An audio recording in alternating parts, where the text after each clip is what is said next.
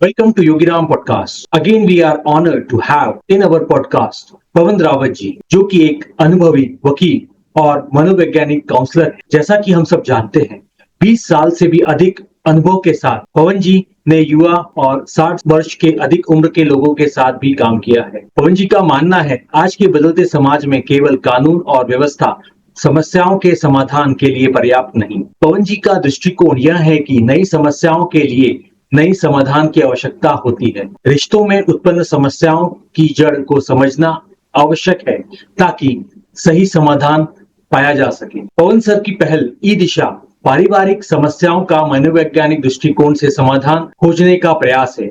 उनका उद्देश्य विवादों को शांति से हल करना और पक्षों के बीच के मतभेद को समाप्त करना है। पवन जी का मानना है कि मनोवैज्ञानिक मार्गदर्शन से न केवल रिश्ते बेहतर होते हैं, बल्कि यह समय और धन दोनों की बचत भी करता है। सो वेरी वार्म वेलकम पवन सर, आपका योगीराम पॉडकास्ट में बहुत बहुत स्वागत है। और सर, जैसा कि आपने कहा था पहले भी कि हम लोग सब टॉपिक्स और अलग अलग विषयों पे बात करेंगे, तो सर आज roles and responsibility of lawyer और मैरिज काउंसलिंग, सर इस विषय में सर डिटेल में सर बताइएगा। देखिए, किसी वकील के पास पारिवारिक समस्याएं आना स्वाभाविक है, क्योंकि हमने एक संस्था का निर्माण किया जिसे हम पारिवारिक न्यायालय कहते हैं। तो पिछले कई सालों से जब भी कोई शादी में समस्याएं आती हैं तो लोग वकीलों के पास ही जाते हैं। जब हमारे पास ऐसे पारिवारिक समस्याएं लेकर के लोग आते थे तो जाने अनजाने ही सही हम लोगों का मनोवैज्ञानिक दृष्टिकोण से मार्गदर्शन करते थे, क्योंकि उनकी समस्याएं जिस तरीके की होती थी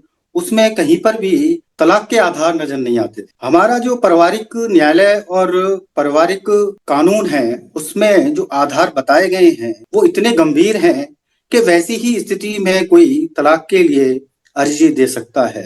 लेकिन दुर्भाग्य से ज्यादातर लोगों ने अपने तलाक की स्थिति को जाना ही नहीं कि क्या उनका मामला तलाक का आधार बनता भी है या नहीं। अगर मैं तलाक के आधारों की बात करूं तो आधार ऐसे हैं जिस पर कि तलाक की स्थिति बन सकती है, लेकिन ज्यादातर मामलों में देखने को आया कि ऐसी स्थितियां थी ही नहीं। तो वहां पर हमें लगा कि जब तलाक के आधार मौजूद नहीं है तो हम दोनों पक्षकारों का मार्गदर्शन करें और उन्हें तलाक की स्थिति से बहाल करें। सर, इसी में ही मैं पहला सवाल पूछना चाहूंगा और ब्लंट सवाल है, क्या वकील तलाक होने से बचा सकता है?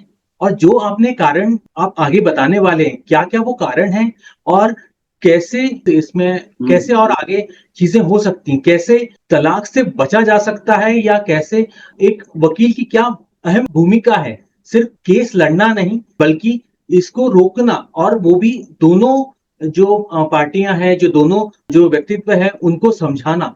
सर इसके बारे में प्लीज डिटेल में बताइए। देखिए, अगर कोई सर्जन अपने मरीज को ये बोले कि आप दवाइयों से ठीक हो सकते हैं, आपको सर्जरी की जरूरत नहीं है, तो शायद ये सही बात होगी। जब किसी चीज का समाधान या किसी की रोग का समाधान बिना सर्जरी के अगर किया जा सकता है और अगर कोई सर्जन ये बात बोलता है तो ये सामने वाले के ऊपर बहुत बड़ा प्रभाव डालती है, क्योंकि कोई एक्सपर्ट जब ये बात बोलता है तो इसका एक बहुत बड़ा मनोवैज्ञानिक प्रभाव पड़ता है। ऐसी स्थिति में अगर तलाक जैसी स्थिति बनी हुई है और कोई पक्षकार किसी वकील के पास जाता है और उसके पास वो आधार मौजूद नहीं है जो तलाक के लिए होने चाहिए, तो वहां पर अगर एक वकील उसे सही मार्गदर्शन देता है तो तलाक की स्थिति को बहाल किया जा सकता है। तो अगर मैं अपने देश के पारिवारिक समस्याओं की बात करूं तो उसमें सबसे पहली चीज आती है पारिवारिक संघर्ष। ऐसा कोई परिवार नहीं होता जहां पारिवारिक संघर्ष नहीं होता, क्योंकि परिवार के अंदर जितने भी सदस्य होते हैं वो मनोवैज्ञानिक दृष्टिकोण से बिल्कुल अलग अलग होते हैं। हो सकता है कि पत्नी है वो गुस्सीली हो सकती है, या उसका कोई बिहेवियर इश्यूज हो सकता है, या हमारा जो देश है जो कि बहुत ज्यादा विभिन्नताओं में बहुत सारी विभिन्नताएं रखता है, जिसकी वजह से हमारे जो शादीशुदा जो जोड़े होते हैं वो काफी हद तक एक दूसरे से अलग होते हैं, क्योंकि उनकी परवरिश अलग अलग परिवारों में हुई होती है और वो अपना एक जीवन किसी एक परिवार में गुजार चुके होते हैं। जैसे ही शादी होती है तो एक लड़की या बेटी वो दूसरे परिवार का हिस्सा बनती है। तो यहाँ पर सबसे बड़ी जिम्मेदारी या जो चैलेंज है वो एक लड़की के लिए है कि वो दूसरे परिवार में जाकर के कैसे शामिल हो, और यहीं से कॉन्फ्लिक्ट पैदा होते हैं। अगर हम अपने देश को देखें तो हर 50 किलोमीटर पर हमारे देश का पहनावा बदल जाता है, खान पान बदल जाता है, भाषा बदल जाती है। तो आप सोच करके देखिए कि जब एक बेटी दूसरे परिवार का हिस्सा बनेगी तो वहां पर क्या स्थितियां बनेगी। और ये एक रूट कॉज है, क्योंकि शादी होगी तो वो कहीं ना कहीं ऐसी जगह से बिलोंग करेगी या किसी ऐसी जगह से होगी जहां पर हमारी भाषा, हमारा कल्चर, रीति रिवाज अलग अलग होगा। तो ये एक रूट कॉज है जो एक बेटी के लिए दूसरे परिवार में शामिल होने के लिए एक चैलेंज देता है। अगर हम दूसरी तरफ देखें, जिसमें कि ससुराल पक्ष की बात करें, तो वहां पर उनकी उम्मीद होती है कि अब ये जो शादी होकर के बेटी आई है, बहू आई है, वो पूरे परिवार को अच्छे से संभाल पाएगी। उनकी उनके साथ बहुत सारी उम्मीदें होती हैं, लेकिन जरूरी नहीं कि उनकी उम्मीदें पूरी हो पाए। ऐसे ही अगर एक बेटी पत्नी बनकर के उस परिवार में आई है तो उसकी भी उम्मीदें अपने पति के साथ होती हैं कि उसका पति उसकी उम्मीदों पर खरा उतरेगा। लेकिन दुर्भाग्य से जब परवरिश अलग अलग तरीके से हुई हो तो लोगों के व्यवहार में, बोलने के तरीके में एक विभिन्नता नजर आएगी और यहीं से ही वो समस्याएं उत्पन्न होती हैं। तो ये वो चीज है जिसके बारे में बात कर रहा हूँ कि कहाँ से हमारे देश में पारिवारिक समस्याएं आती हैं या पारिवारिक संघर्ष आते हैं। जैसा कि सर आपने बताया कि अलग अलग पृष्ठभूमि होगी, अलग अलग लोकेशन से हो गए, अलग अलग रिलीजन से हो गए, तो जी इनमें क्या कम्युनिकेशन और कितना इंपॉर्टेंट है communication between husband wife, communication between in laws and जो ब्राइड है, ब्राइड ग्रूम है, उन दोनों का, तीनों का, उनकी फैमिली का, और ये कैसे हेल्प कर सकता है अगर कम्युनिकेशन दोनों तीनों पार्टी का बोल लीजिए अच्छा हो, एक दूसरे प्रति आप कम्युनिकेट करते हैं, तो वो उसका कितना महत्व है। देखिए, कम्युनिकेशन जैसा कि हम पहले से ही जानते हैं कि आपका बेटा अगर आपसे ऊंची आवाज में बात करेगा तो किसी भी पिता को अच्छा नहीं महसूस हो। ये हमारी सोच में बहुत गहराई के साथ पहले से है। अगर एक पत्नी है तो वो पति से तेज आवाज में बात नहीं कर सकती। लेकिन मान लीजिए अगर हम अपने देश को देखें और किसी एक जोड़े का एग्जाम्पल लें, अगर कोई लड़की हरियाणा से बिलोंग करती है तो आपने देखा होगा कि वहां पर लड़का और लड़की एक ही तरीके से बात करते हैं। इसके कुछ कारण रहे। एक समय था जब हरियाणा में कन्या हत्याएं होती थी और जब इस तरीके की हत्याएं होती थी तो वहां पर लड़कियां नहीं थी। मान लीजिए कोई एक लड़की शादी होकर के वहां आई और उसने एक बेटी को जन्म दिया और उसने उसको छुपा करके पाला और उसको एक बेटी की तरह पाला और देखते देखते हरियाणा के अंदर बेटियों की परवरिश जो हुई वो लड़कों की तरह हुई। आज हम देखते हैं तो हरियाणा में लड़का और लड़की एक ही तरीके से बात करते हैं। अगर मान लीजिए कोई एक लड़की हरियाणा से शादी होकर के किसी दूसरी जगह पर जाती है तो उसका बोलने का तरीका अलग होगा। और हम पहले से जानते हैं कि अगर आपकी पत्नी है या आपके बच्चे हैं तो वो आपसे विनम्रता के साथ बात करें, वो चिल्ला करके बात ना करें। तो कम्युनिकेशन हमारा पहले से ही प्रभावित है। हम एक लाइन में कह सकते हैं कि किसी भी शादी में कम्युनिकेशन एक बहुत बड़ी भूमिका निभाता है। लेकिन क्या हम उसके लायक हैं? अगर हम अपने देश के पुरुषों की बात करें तो वो अथॉरिटिव नेचर के होते हैं। आप जितने भी हमारे देश के पिता हैं या पति हैं, वो जब भी अपनी पत्नी से कोई कॉन्वर्सेशन करते हैं या कम्युनिकेशन करते हैं तो वहां पर आप उनको अथॉरिटिव नेचर में ही देखेंगे। ये रूट कॉज है। अब इस पे कितना काम करना है आप सोच सकते हैं कि हर नागरिक या हमारे देश के जो पुरुष हैं वो किस तरीके से बिहेव करते हैं। तो वैसे तो कम्युनिकेशन दो पक्षकारों के बीच में एक बहुत बड़ी महत्वपूर्ण भूमिका निभाता है। संवाद करना, अगर हम अपने देश के संवाद की बात करें तो आप जानते होंगे कुछ शब्द ऐसे होते हैं जो गुस्से में बोले जाते हैं। तो अभी हमारे देश में जो तलाक की स्थितियां हैं तो उसमें सबसे ज्यादा कम्युनिकेशन को लेकर के या फिर बिहेवियर को लेकर के समस्याएं हैं। अगर मैं हिंदू मैरिज एक्ट की जो तलाक के आधार बताए गए हैं हिंदू मैरिज एक्ट में उसकी बात करूं तो वो कहीं नजर नहीं आते। वहां पर हमारे पास जितने भी तलाक जैसे मामले आते थे तो वहां पर कम्युनिकेशन को लेकर के, बिहेवियर को लेकर के ही समस्याएं आती हैं। तो कम्युनिकेशन महत्वपूर्ण है, लेकिन जब पहले से ही हमारा कम्युनिकेशन बिगड़ा हुआ है, हमारा बात करने का तरीका बिगड़ा हुआ है, तो ये समस्या अभी बनी हुई है और आगे भी बनी रहेगी। अगर कम्युनिकेशन पे काम किया जाए तो ये एक बुनियादी कारण है इस देश का कि इस पे हम किस तरीके से काम करें। हमारी जो संस्था है, हमारी जो एनजीओ है वो इन्हीं चीजों पे काम कर रही है कि हम अपने बच्चों के अंदर कम्युनिकेशन का जो स्तर है उसको कैसे सुधारें। लेकिन एक बच्चा जब परिवार में होता है तो हम उसको संभाल सकते हैं, लेकिन एक बच्चा जब घर से बाहर जाएगा तो वो कैसा कम्युनिकेशन सीखेगा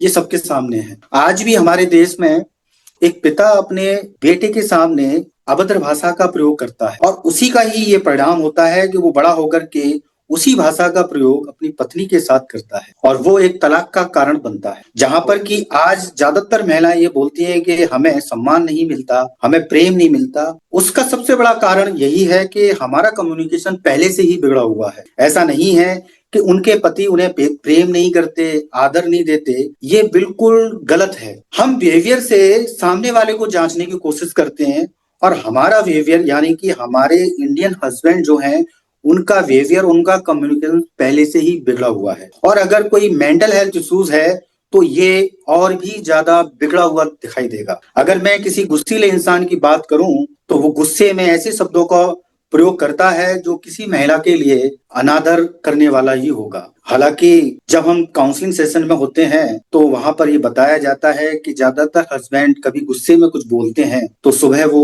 माफी भी मांगते हैं, लेकिन शादी का सफर बहुत लंबा है। अगर ये बार बार होता है तो तलाक की स्थिति बन ही जाती है। तो कम्युनिकेशन एक महत्वपूर्ण भूमिका निभाता है, लेकिन इसका हल हम कैसे निकालें, इस पर काम करना जरूरी है। सर, मैं अगला सवाल, एक टफ सवाल लेना चाहूंगा, ब्लंट सवाल लेना चाहूंगा। एक वकील होते हुए भी विवाह में मार्गदर्शन करना, एक वकील विवाह मार्गदर्शन को क्यों समर्थन दे रहा है? सर, इसके बारे में बताइए। क्यों अपने ही पेट पे लात मारना बोलिए, या ये बोलिए कि जिससे अपने ही जो, मैं जब बात करूं मॉनेटरी बेनिफिट्स की बात करूं, तो ऐसा क्यों, एकदम से विपरीत क्यों? देखिए, अगर हम फैमिली लॉ की बात करें तो उसमें स्पष्ट रूप से ये बात कही गई है कि पारिवारिक न्यायालय एक ऐसी जगह पे स्थित होना चाहिए जहां पर किसी अन्य न्यायालय की छाया भी उस पे ना पड़े।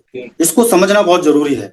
हो सकता है कि हमारे जो इस क्षेत्र में काम करने वाले लोग हैं, हमारी न्यायपालिका है या कानून का जिन्होंने निर्माण किया, शायद हो सकता है कि इसका प्रचार प्रसार ना हुआ हो। तो यहाँ पे मैं स्पष्ट करना चाहूंगा कि पारिवारिक न्यायालय एक ऐसी जगह पे होना चाहिए जिसपे कि अन्य किसी आपराधिक या सिविल न्यायालय की छाया भी ना पड़ती हो। और यहाँ पे मैं एक चीज और स्पष्ट करना चाहूंगा कि पारिवारिक न्यायालय में अधिवक्ताओं की पैरवी करना या उनका प्रवेश करना भी वर्जित है, माना गया है। लेकिन दुर्भाग्य से हमारे देश में एक न्याय मित्र की भूमिका में अधिवक्ताओं को पारिवारिक न्यायालय में दुर्भाग्यवश या फिर अनजाने वो न्याय मित्र के रूप में वहां पर अपनी भूमिका दे रहे हैं। लेकिन बात यह आती है कि वकालत का जो पेशा है वो शुरू से ही सेवा का रहा है, लेकिन इसमें भी दुर्भाग्यपूर्ण बात यह है कि आज वकालत का पेशा एक पेशा बन गया है। तो अगर मैं पारिवारिक मामलों की बात करूं तो जैसा कि मैंने स्पष्ट किया कि हमारा जो फैमिली लॉ है वो स्पष्ट करता है कि पारिवारिक न्यायालय एक ऐसी जगह पे हो जहां अन्य न्यायालय की छाया भी ना पड़ती हो, और इसके अलावा अधिवक्ताओं की उपस्थिति भी वर्जित मानी गई है। लेकिन जाने अनजाने ये चल रहा है। अब बात ये करते हैं कि मैं भी एक वकील हूं और हमने यहाँ पर विवाह मार्गदर्शन को क्यों चुना, क्योंकि हमने पारिवारिक जो समस्याएं हैं उनको एक रूप से ही लिया। पारिवारिक समस्याएं किसी के साथ भी हो सकती हैं, उसमें न्यायालय में काम करने वाले कर्मचारी हो सकते हैं, ऑफिसर्स हो सकते हैं, अधिवक्ता गण हो सकते हैं, इससे कोई अछूता नहीं है। तो हमने पारिवारिक समस्याओं को अलग तरीके से यानी कि मनोवैज्ञानिक दृष्टिकोण से जब देखा तो पाया कि ये समस्याएं बेवजह बनी हुई हैं, और जब वहां पर तलाक के आधार ही नहीं होते थे तो हमारा मन ही नहीं करता था कि हम न्यायालय में किसी पक्षकार को भेजने के लिए राजी करें। तो ऐसी स्थिति में हम ज्यादातर पक्षकारों को तलाक की प्रक्रिया के दौरान कुछ ऐसी चीजें साझा करते थे जो उनके विपरीत होती थी। जैसे कि मान करके चलिए, हमारे देश में ज्यादातर माँ बाप अपने बच्चों की परवरिश भले ही बहुत जागरूकता के साथ करते हों, लेकिन ये स्वीकार करना जरूरी होगा कि हमारे बुजुर्ग या हमारे जो माँ बाप हैं उनको परवरिश करना आता ही नहीं था। ये थोड़ा सा कड़वा सा लगेगा, लेकिन कहीं ना कहीं ये सच है। तो बच्चों की जो परवरिश हुई, उस परवरिश के दौरान अगर मान करके चलिए कोई लड़का या लड़की बचपन में भाई बहन जो होते हैं वो एक दूसरे के साथ ऐसा व्यवहार करते थे जिसको करते करते वो एक दूसरे के साथ डील करना सीख गए। लेकिन जब शादी होती है और जब दूसरा पार्टनर किसी को मिलता है तो वहां पर उनको डील करना नहीं आता। एक भाई अपनी बहन के साथ बचपन से रहा होता है तो वो एक दूसरे को जान चुके होते हैं और उनके साथ कोई भी बिहेवियर इश्यूज नहीं होते या फिर कम्युनिकेशन के स्तर पर भी कोई इश्यूज नहीं होते। लेकिन जब शादी होती है तो वहां पर ये समस्याएं आती ही आती हैं। और जब हमारे पास कोई पक्षकार आता है तो हम इन्हीं चीजों को लेकर के उनके साथ चीजें साझा करते हैं और यहीं से उनके अंदर एक बदलाव मिलता है। तो कहने का मतलब ये है कि जहां पर हिंदू मैरिज एक्ट के अकॉर्डिंग कोई आधार नहीं बनते, वहां पर हम मनोवैज्ञानिक दृष्टिकोण से दोनों पक्षकारों का मार्गदर्शन करते हैं, जिससे उन्हें अपने बारे में एक स्पष्टता मिलती है और वहीं से ही पहले या दूसरे ही सेशन में वे तलाक से डाइवर्ट हो जाते। हमें ये बहुत सोच समझ के करना होता है। अब इसी में मैं आपको थोड़े से कुछ एग्जाम्पल देना बहुत जरूरी होगा। Right sir, right sir. कहीं कहीं पर कुछ मामले ऐसे होते हैं जहाँ तलाक जरूरी होता है और कुछ मामले ऐसे होते हैं जहां पर कि हम तलाक के बारे में सोच भी नहीं सकते। जैसे कि अगर किसी शादी को 7 साल से ऊपर हुए हैं तो वहां पर 7 साल में कोई ना कोई इस शादी से बच्चा होगा ही होगा। तो ऐसी स्थिति में हमारा पूरा जोर यही होता है कि दोनों पक्ष का इस चीज को समझें कि इस शादी से एक बच्चा है और बच्चे के ऊपर जो प्रभाव पड़ रहे हैं या तलाक के बाद उस बच्चे के जीवन पर क्या प्रभाव पड़ेगा, तो वहां पर हम पूरी तरह से कोशिश करते हैं कि तलाक ना हो। भले ही उसमें तलाक के आधार हो या ना हो, लेकिन एक बच्चे का जो प्रेम होता है वो पिता और माँ के लिए एक जैसा होता है। भले ही दोनों में टकराव की स्थिति हो, लेकिन एक बच्चे के प्रति जो प्रेम होगा वो दोनों का बराबर होगा। यहाँ तक कि परिवार के अन्य सदस्यों का भी प्रेम, जैसे कि दादा दादी या नाना नानी, वहां पर दोनों का ही प्रेम लगभग एक जैसा होगा। तो ये वाली जो स्थिति है वहां पर तलाक का निर्णय विवेकपूर्ण तरीके से लेना जरूरी होता है। यहाँ पर मैं विवेकपूर्ण तरीके की बात कर रहा हूँ। पारिवारिक संघर्ष में ज्यादातर लोग एक विवेकपूर्ण तरीके के बारे में नहीं जानते या विकल्प के रूप में नहीं जानते। विवेकपूर्ण समाधान क्या होगा, मतलब कि विवेकपूर्ण तरीका क्या होगा। एक परिवार की अगर हम संरचना देखें तो उसमें पति पत्नी, बच्चे और बुजुर्ग माँ बाप होंगे ही होंगे। ये एक ऐसा परिवार मैं बता रहा हूँ जो ज्यादातर होगा ही होगा। राइट। तो वहां पर एक पति के पास बहुत सारी ऐसी जिम्मेदारियां होती है, जैसे कि बुजुर्ग माँ बाप की स्वास्थ्य संबंधी चिंताएं, अगर बच्चे हैं तो उनकी परवरिश और भविष्य की चिंताएं, पत्नी की आवश्यकताएं और इसके अलावा खुद की महत्वाकांक्षाएं। इन सब चीजों को संभालना बड़ा मुश्किल होता है क्योंकि यही एक पारिवारिक संघर्ष है। तो यहाँ पर जो भी पक्षकार हमारे पास आते हैं तो उनके साथ हम कोशिश करते हैं कि वो पारिवारिक संघर्ष को समझें और उस पर काम करें। जब वो समझ जाते हैं तो तलाक जैसी स्थिति को बहाल करना कोई बहुत बड़ा मुश्किल काम नहीं है। लेकिन इसमें सबसे बड़ी एक बाधा जो है उसका मैं जिक्र करना चाहूंगा कि हमारे देश में आखिर तलाक जैसी स्थिति बनती कैसे है। क्योंकि विवाह मार्गदर्शन की अगर हम बात करें तो हमारे देश में पिछले 5 साल से ही लोग इसके बारे में जागरूक हुए। तो बाधाएं क्या हैं? ऐसे लोगों से सलाह लेना जो रिश्ते या शादी के बारे में जानते ही नहीं। अगर हम अपने बुजुर्गों की बात करें तो क्या हम उम्मीद करते हैं कि उन्हें शादी और रिश्ते के बारे में कितनी जानकारी है? हो सकता है कि उन्होंने अपने रिश्ते को भी सिर्फ ऐसे ही संभाला हो या उनकी खुद की शादी अच्छे से नहीं चली हो। तो जब हम अपने ही बुजुर्गों से अपनी शादी के बारे में, उसको संभालने के बारे में बात करते हैं तो वहां से उनको कुछ भी नहीं मिलता, बल्कि समस्याएं बढ़ती हैं। अगर लोग अपने माँ बाप से अपनी शादी की समस्याओं के बारे में साझा नहीं करते तो दोस्तों से करते हैं। अगर हम दोस्तों की बात करें तो वो कितना शादी को संभालना जानते होंगे। हमने 20 साल काम किया और आज हमारे पास ऐसे बहुत सारे कारण मौजूद हैं जो तलाक का कारण बनते हैं और ऐसे समाधान मौजूद हैं जो तलाक की स्थिति को बहाल कर सकते। ये भी एक ब्लंट सवाल ही है और इसी से रिलेटेड है, क्या वकीलों के अनुसार विवाह मार्गदर्शन का वाकई लाभ होता है? जैसा आपने बताया अभी कुछ 4-5 सालों में अब लोग इसको भी देखने लगे हैं एज ए पर्सपेक्टिव। जब मैं बात करूं तो कि हाँ ली जा सकती है, जैसा आपने भी बताया। कितने % ये बोल लीजिए कि अब वो जागरूकता आई है? और जैसा आपने अभी 2-3 पॉइंटर्स बताए, हाँ, कि आइडियली जब हम देखें अपने पेरेंट्स हो गया या अपने फ्रेंड्स हो गया, they are not the actual counsellor. Yes, आपको प्रोफेशनल काउंसलर या मैं वकीलों के पास बोलूं, लॉयर के पास जाके आपको ये समस्या बतानी चाहिए और उनसे विचार विमर्श करना चाहिए। तो सर, क्या वाकई इसका लाभ होता है और कितने % तक लाभ होता है? जैसा आपने बताया कि आपके पास बहुत सारे तरीके पता चले जिनसे डाइवोर्स का कारण बनता है और ऐसे भी समाधान है जो डाइवोर्स से बचा सकते हैं।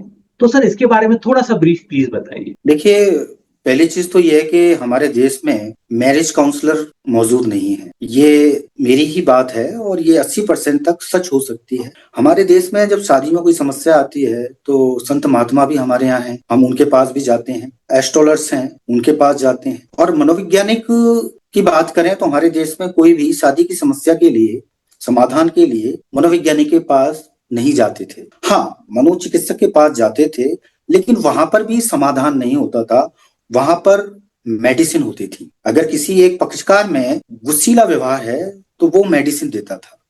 लेकिन रिश्ते को कैसे संभालना है, तलाक जैसी स्थिति को कैसे संभालना है, तो जैसा कि मैंने पहले बताया कि हमारे बुजुर्गों को भी ये नहीं आता था, और ना ही हमारे समाज ने ऐसी कोई व्यवस्था कर रखी थी या हमारी शिक्षा में ऐसी कोई व्यवस्था थी जिससे कि हम शादी या रिश्ते को संभाल पाए। तो मैं यहाँ स्पष्ट करना चाहूंगा कि ऐसा हमारे देश में कुछ भी नहीं था। और अगर आज भी कोई विवाह पर मार्गदर्शन दे रहा है तो जरूरी नहीं है कि वो लोगों के लिए सकारात्मक रूप से काम कर रहा हो। आज ऐसे बहुत सारे लोग हैं जो सोशल मीडिया पर शादी के बारे में मार्गदर्शन दे रहे हैं। हो सकता है कि उनकी अपनी शादी सही नहीं चल रही हो और उससे प्रभावित होकर के वो लोगों से चीजें साझा कर रहे हैं, क्योंकि पिछले कई सालों से लोग हमारे पास आ रहे हैं, उनमें एक बहुत बड़ा बदलाव देखने को मिला। अगर मैं 5 साल पहले के अपने पक्षकारों की बात करूं तो वो शादी के बारे में या रिश्तों के बारे में बिल्कुल ब्लाइंड होते थे। उन्हें नहीं पता होता था कि मार्गदर्शन देने वाला हमारे साथ क्या क्या चीजें साझा करने वाला है। लेकिन पिछले 4-5 सालों से लोग पहले से ही बहुत सारी चीजें देख करके आते हैं, सुन करके आते हैं और वो अपनी शादी में इस्तेमाल कर चुके होते हैं। तो ये बहुत ज्यादा सोचने की बात है और इसको प्रोत्साहन भी बहुत ज्यादा मिल रहा है। मेरे ही क्लाइंट मुझे किसी हीरो का, एक्ट्रेस का, किसी मोटिवेशनल स्पीकर या किसी विवाह मार्गदर्शक का वीडियो शेयर करते हैं, और वहां पर जो हमें महसूस होता है वो ये होता है कि वो अपनी भावनाओं को या उनसे प्रभावित होकर के लोगों को मार्गदर्शन दे रहा है। तो ये हर किसी के लिए काम नहीं करेगा। हो सकता है कि 100 लोगों के लिए काम करे। जैसे कि हमारे बुजुर्ग क्या करते थे, जब उनका बेटा नालायक होता था या नौकरी नहीं कर रहा होता था या सुधर नहीं रहा होता था तो वो बोलते थे कि इसकी शादी करा दो, सुधर जाएगा। अब ये सलाह 10 में से 1 या 2 पे काम करेगी। राइट। अगर 10 लड़के या 10 बेटे उनके सुधर नहीं रहे हैं तो 2 पे काम करेगी। अच्छा, अगर शादी हो जाए तब भी नहीं सुधर रहा है तो बोलते थे बच्चे हो जाएंगे तो सुधर जाएगा, बाप बन जाएगा, सुधर जाएगा। लेकिन क्या ऐसी सलाह काम करेगी? और आज जो सलाह दी जा रही है उसमें ज्यादातर किसी एक को दोषी बताया जा रहा है। जब आप किसी एक को दोष देंगे तो समस्या और ज्यादा बढ़ेगी। जैसा आपने अभी बताया कि अभी देश में विवाह मार्गदर्शन को लेकर क्या क्या समस्या आ रही है, जैसा आपने बोला सोशल मीडिया हो गया और जो एक मिसकम्युनिकेशन होता है या उनका एक्सपीरियंस शेयर कर रहे हैं। सो और क्या क्या सर है इसमें, और क्या क्या पॉइंट्स आ जाते हैं? देखिए, मैंने बोला कि सोशल मीडिया पे ये चीजें हो रही हैं, लेकिन सुनने वाला जो व्यक्ति है वो पहले ही अपने दोस्तों से या बुजुर्गों से मदद ले चुका है। अब उसे सोशल मीडिया से मदद मिल रही है, लेकिन सबसे बड़ी चीज जो उसको करनी चाहिए वो नहीं कर रहा। अगर वो किसी बड़े पद पर है तो वो किसी एक्सपर्ट के पास नहीं जा रहा इंडिविजुअली।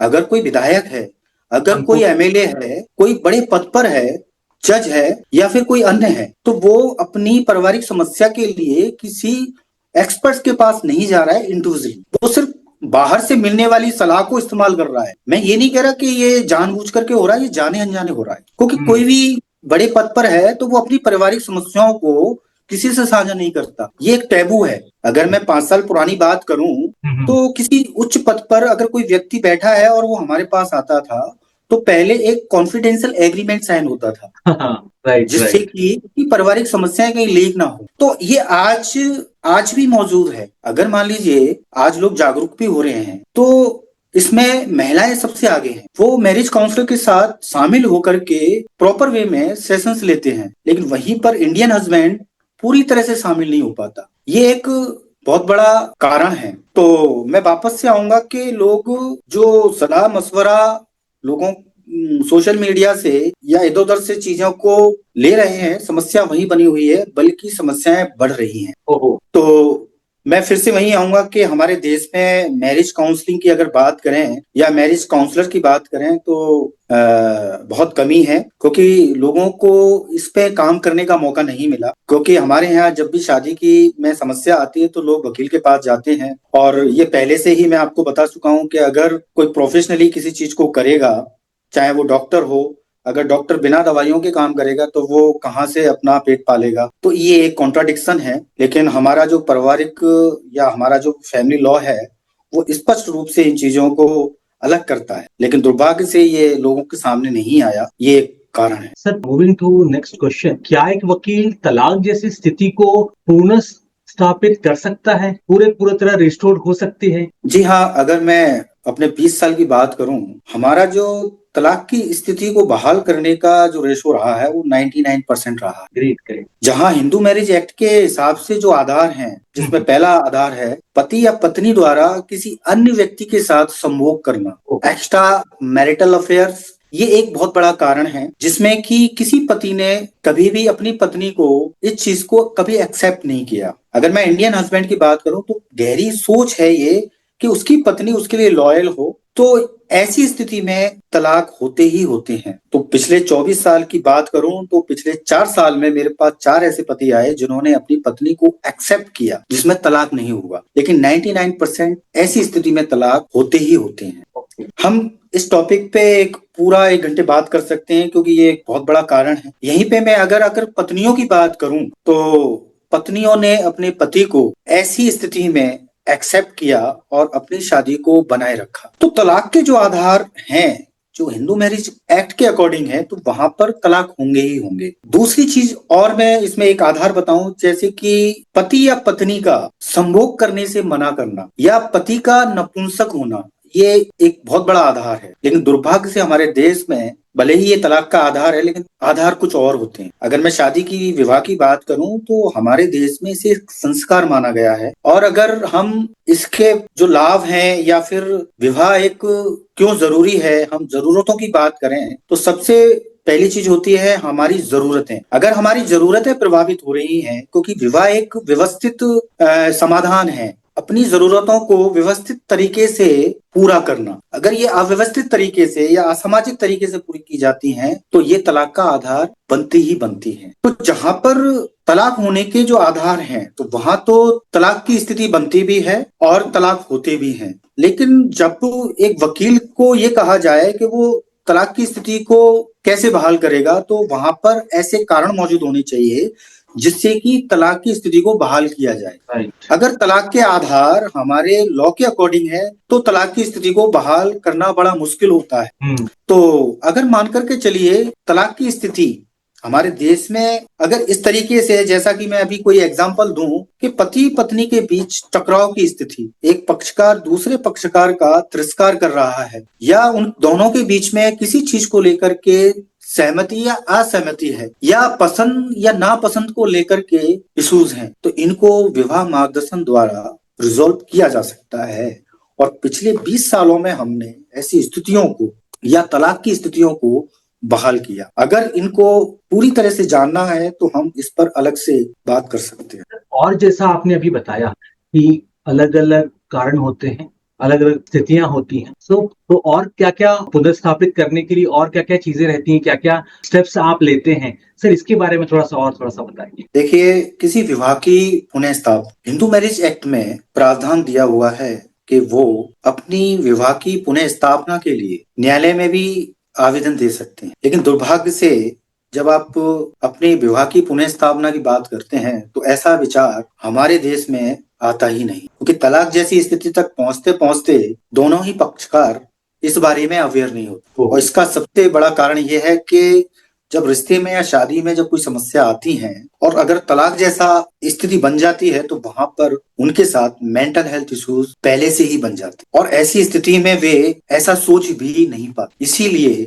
हम यहाँ पर मैरिज काउंसलिंग की वकालत करते। यही एक सबसे बड़ा कारण है कि तलाक जैसी स्थिति को बहाल किया जा सकता है, लेकिन उसका सबसे बड़ा जो कारण है वो ये है कि लगातार अगर परिवार में संघर्ष है तो दोनों ही पक्षकारों के ऊपर कुछ मनोवैज्ञानिक प्रभाव पहले से पड़ चुके होते हैं, इसलिए ऐसे विचार उनके पास आते ही नहीं। तो जब विचार ही नहीं आएगा तो वो इस बारे में सोचते ही नहीं। लेकिन यहाँ पर एक एक्सपर्ट जिसने शादी या विवाह पर काम किया है वो जानता है। हमने अगर 20 साल इस पे काम किया तो हमें पता है तो हमें कहाँ से शुरुआत करनी है। तो हम कुछ हमारी शुरुआत ऐसी ही होती है, पहले चीजों के बारे में जागरूक करना और फिर समस्या के बारे में जागरूक करना। आखिर समस्या क्या है, दोनों ही पक्षकार पहले से ही बहुत सारी कोशिशें कर चुके होते हैं। ये विचार आना ही जरूरी है। अगर ये विचार माँ बाप के पास भी आता होगा कि मेरे बच्चों की शादी खराब चल रही है तो मैं क्या करूं, तो तो जितना उनको नॉलेज है वो उतना करते हैं, और वो उल्टा ही काम करते हैं। अगर लड़की के माँ बाप इसमें कोई पहल करते हैं तो इसको इंटरफेरेंस बोला जाता है। Right right. अगर ससुराल वाले कुछ चीजें करते हैं तो हो सकता है कि सामने वाला इसको इनलीगल ले ले। तो ऐसी स्थिति में जो शुभचिंतक होते हैं वो भी कोई हल नहीं निकाल पाते। अगर पत्नी है तो उसके माँ बाप उसको सपोर्ट करेंगे, अगर उसकी गलती भी है तो उसकी गलती को सपोर्ट करेंगे, अगर किसी का बेटा है और वो गलती कर रहा है तो भी वो उसको ही सपोर्ट करेंगे। तो ऐसी स्थिति में समाधान निकालना मुश्किल है। समाधान निकालने की बजाय तलाक की स्थिति ही बनेगी। मैं ये एक ऐसा कारण बता रहा हूँ, ये एक बुनियादी कारण है खास करके हमारे देश का। अगर हम वेस्टर्न कंट्रीज की बात करें तो समस्याएं वहां पहले आ चुकी थी, उन्होंने इसके समाधान पहले निकाले। वेस्टर्न कंट्रीज में बहुत पहले से ही काउंसलिंग जैसी चीजें होती हैं। आप यकीन नहीं करेंगे, कुछ देश ऐसे हैं जहां पर किसी का फैमिली डॉक्टर हो ना हो लेकिन एक फैमिली काउंसलर जरूर होगा। उन्होंने इन समस्याओं को बहुत पहले देखा और वो अपनी शादी को अच्छे से संभाल पा रहे हैं। अब हम अपने देश की बात करें, अगर किसी पत्नी को इतना भी पता चल जाए कि उसका पति किसी अन्य महिला के साथ बातचीत करता है, मैं इसको एक्स्ट्रा मैरिटल नहीं कह रहा, लोग एक्स्ट्रा मैरिटल को अलग तरीके से देखते हैं। जब भी एक्स्ट्रा मैरिटल की बात आती है तो लोग फिजिकल इंटीमेसी से बात करते हैं, राइट। जबकि एक्स्ट्रा मैरिटल अफेयर में अगर इंटीमेसी की बात करें तो कई तरह की इंटीमेसी होती है। अगर किसी का पक्षकार ऐसा है जो अपनी भावनाओं को साझा नहीं करता और दूसरा ऐसा है जो भावनाओं को साझा करता है, अब दुर्भाग्य से उसको एक ऐसा पार्टनर मिला जो बातचीत ही नहीं करता, तो ये एक तरीके की इंटीमेसी है। इसको इमोशनल नीड बोल सकते हैं, कम्युनिकेशन लेवल पे होती है, ये इंटेलेक्चुअल लेवल पे भी हो सकती है, ये स्पिरिचुअल लेवल पे भी हो सकती है। तो ये हमारी जरूरतों में आती है और हम अपनी जरूरतें अगर उस शादी से पूरी नहीं होती तो हम बाहर देखते हैं। तो एक्स्ट्रा मैरिटल अफेयर का मतलब केवल ये नहीं है कि कोई किसी के साथ सेक्सुअल रिलेशनशिप में हो, लेकिन दुर्भाग्य से हमारे देश में एक्स्ट्रा मैरिटल को इसी तरीके से देखा जाता है। मेरे ऐसे कई क्लाइंट हैं जिसमें महिलाएं हैं जो इस बात को बोलती हैं, लेकिन जब वो कोई पत्नी या पति किसी से बातचीत भी करता है तो इसके एक मनोवैज्ञानिक प्रभाव होते हैं जो शादी में समस्याएं पैदा करती है। ऐसी स्थिति में एक एक्सपर्ट विवाह मार्गदर्शक ही दोनों की समस्याओं को सुलझा सकता है। अगर इसी बात को अगर आप अपने माँ बाप के साथ बैठ करके सुलझाएं तो क्या ये सुलझ सकती है? कम्युनिकेशन, हाँ, क्या किस तरीके से बोला जाए और ये कैसे रखा जाए, बहुत बड़ी बात हो जाएगी होगी। अगर पति अपने माँ बाप के बारे सामने वो अपनी पत्नी के बारे में कोई बात साझा कर रहा है कि मेरी पत्नी किसी और से बात करती है, तो ये सामाजिक रूप से हमारे देश में बुरा माना जाता है। राइट। इंडियन हस्बैंड की जो साइकोलॉजी है वो अलग है। तो सबसे पहली चीज तो यही है कि समस्या का समाधान तभी निकल सकता है जब हम समस्या को पूरी जागरूकता के साथ समझ पाएं। इसके लिए जरूरी है कि हम इनकी जड़ों तक पहुंचें और फिर उनका समाधान। Moving to the facts and figure, तलाक के बाद संबंधों को बहाल करने की जो सफलता दर है वो क्या होती है और वो अभी इन 4-5 सालों में कितनी हुई, और आपके जो इतना वास्ट एक्सपीरियंस है, इतने सारे केसेस हैं, तो उसमें सर क्या रही वो सफलता दर? देखिए, इसमें जैसा कि मैंने पहले बताया आपको, अगर तलाक जैसी स्थिति है तो वहां पर शादी को अगर 1 साल हुआ है तो अलग स्थिति होती है, शादी को 5 साल हुए तो अलग स्थिति होती है, 25 साल हुए तो अलग स्थिति होती है, 35 साल होते हैं तो अलग स्थिति होती है। और मेरे सामने लगभग ऐसे हजारों मामले आ चुके हैं जो 6 महीने के भी हो सकते हैं, वो 1 साल के भी हो सकते हैं, मतलब 60 साल तक के मामले देखे हुए हैं। और हाल ही में अब ऐसे मामले आए जो शादी से पहले के थे, यानी कि सगाई को तोड़ने वाले। ओके। हर शादी की कैसी भी स्थिति में अलग अलग तरीके से समाधान निकाला जाता है, इसकी एक अलग स्ट्रेटजी होती है। अगर मान लीजिए किसी की शादी में 6 महीने में ही समस्या आ रही है तो ये समस्याएं कैसी होंगी? कोई नई शादी है तो उसमें क्या समस्याएं होंगी? हो सकता है कि शादी का जो समारोह हुआ था वहां लेन देन को लेकर के कोई समस्याएं होंगी। जितने भी 498 के मामले होते हैं, आपराधिक मामले होते हैं, वो ज्यादातर शादी के 2 या 3 साल में ही बनते हैं, जहां एक बच्चा भी नहीं पैदा होता। अब जहां बच्चा नहीं है तो मैं आपको पहले ही बता चुका हूं कि हम बच्चे के जीवन को सुरक्षित रखने के लिए या बच्चे पर जो प्रभाव पड़ रहे हैं उसके लिए तलाक को रोकते हैं। लेकिन ऐसी शादी जिसमें बच्चे नहीं है और स्थिति असामान्य है तो वहां तलाक लिया जा सकता है, वहां विवाह मार्गदर्शन की जरूरत नहीं है। लेकिन हाँ, अगर 6 महीने में या 1 साल में या 3 साल में कोई शादी टूट रही है तो वहां हमारा लोगों को ये सलाह होती है कि दूसरी शादी जल्दबाजी में ना करें। कम से कम अपने आप को समय दें, जो गलती आपने पहले की है उसको ना दोहराएं और किसी एक्सपर्ट से मार्गदर्शन लें। लेकिन दुर्भाग्य से हमारे देश में एक शादी नहीं टूट पाती, लोग दूसरी शादी में इन्वॉल्व हो चुके होते हैं और सही है। उनकी सेकंड मैरिज भी पहली शादी से और ज्यादा प्रभावित हो रही होती है ओ, और अब उनके लिए उस दूसरी शादी को मजबूरन चलाना जरूरी हो जाता है। मेरे पास ऐसे बहुत सारे मामले हैं जिसमें कि किसी व्यक्ति की 2 से 3 शादियां, 4 शादियां तक हो चुकी और वो 5वीं शादी में विवाह मादर्शन के लिए आ रहा। बाप रे, छी। और ये कोई आम इंसान नहीं, ये पेशे से बहुत बड़े वकील हो सकते हैं, जज हो सकते हैं, आईएएस अधिकारी हो सकते हैं, ये बहुत बड़े सर्जन हो सकते हैं, ये बहुत बड़े डॉक्टर हो सकते हैं। आम इंसान इसमें नहीं है। आम इंसान 1 या 2 शादी के बाद ध्वस्त हो जाता है। अगर हम अपने देश में देखें, जितनी भी सेलिब्रिटी हैं, जो हाई प्रोफाइल हैं, जिनके पास पैसा है, वो 1 से ज्यादा शादियां करते हैं। लेकिन ये कच्ची बस्ती में रहने वाला व्यक्ति एक ही शादी को संभाल रहा हो। तो मैंने आपके सामने तलाक वाली स्थिति के कारण कई बताए। जो सबसे बड़ा कारण है हमारे देश में वो है एजुकेशन। कैसे सर, प्लीज डिटेल में बताइए। हमारे देश में एक समय था, एक आईएएस ऑफिसर या आरएएस ऑफिसर भी एक ऐसी पत्नी का चयन करता था जो कम पढ़ी लिखी होती थी, इश्यूज नहीं होते थे और वो शादी को बहुत अच्छे से संभालती थी, या ये कहें कि उनकी डिपेंडेंसी अपने पार्टनर पे थी। आज शिक्षा का स्तर इतना बढ़ गया है कि महिलाएं इसमें सबसे बड़ा कारण उनका शिक्षित होना। कैसे सर, डिटेल में सर बताइए प्लीज। जैसा कि मैंने अभी बताया कि हमारे जो पुरुष प्रधान देश है, हमारा देश पुरुष प्रधान है, और जब वो शादी करता था तो वो ये नहीं देखता था कि उसका पार्टनर पढ़ा लिखा है या नहीं। अगर मैं 30 या 40 साल पुरानी बात करूं, जो आज की एज में जो हमारे ऐसे जोड़े हैं जो 30 साल या 40 साल पुराने हैं, वो आपको किसी गार्डन में एक साथ मिलेंगे बुजुर्ग, और ज्यादातर अधिकारी वर्ग भी मिलेगा आपको। और अगर आप जांचेंगे तो ज्यादातर हमारे देश की जो महिलाएं थी, 30 साल, 40 साल, 50 साल जाए, तो उनको शिक्षा मिली ही नहीं थी। हमारे देश में शिक्षा का स्तर ऐसा नहीं था। तो वहां पर कभी भी एक पुरुष ने ये नहीं देखा कि मेरा जो पार्टनर है, मेरा जो जीवन साथी है, वो कितना पढ़ा लिखा है, यानी कि शिक्षा का उस पर ज्यादा असर नहीं। या हम ये कहें कि हमारा शिक्षा का स्तर ऐसा था तो उसने एक कम पढ़ी लिखी महिला को भी एक्सेप्ट किया। लेकिन जैसे जैसे समय बदला, यही जो बुजुर्ग हैं, इन्होंने अपनी बेटी को भी पढ़ाया और आज हम भी जानते हैं कि हमारे देश में शिक्षा का स्तर पहले से कितना बढ़ गया है और उसमें महिलाओं ने कितनी शिक्षा ग्रहण की। आज उस एजुकेशन की वजह से ही इतनी जल्दी तलाक हो रहे हैं। अगर कोई महिला कम पढ़ी लिखी है तो आप देखेंगे कि वो घर परिवार को संभाल रही है 40 साल से, लेकिन जैसे ही एक महिला एजुकेशन ले लेती है और वो भी वर्किंग होती है, तो उसके अंदर एक अलग से मनोवैज्ञानिक प्रभाव पर उसके अंदर भी एक पुरुषत्व आ जाता है और वो इक्वलिटी के हिसाब से लोगों के सामने दिखाई दे रहा। तो एजुकेशन की वजह से ही आज महिलाओं इक्वलिटी की बात कर रही हैं और हमारे देश के जो पुरुष हैं या इंडियन हस्बैंड हैं, वो इसको पचा नहीं पा रहे हैं। तो एजुकेशन एक बहुत बड़ा कारण है और ये एजुकेशन किसी पद पे जाने के लिए है, एक अच्छी नौकरी पाने के लिए है, ये इस वजह से भी है। तो शिक्षा एक बहुत बड़ा कारण है जिससे हमारे देश में अब बहुत तेजी के साथ तलाक हो रहे हैं और बहुत जल्दी हो रहे हैं, क्योंकि महिलाओं की जो आर्थिक निर्भरता जो थी वो खत्म हो गई।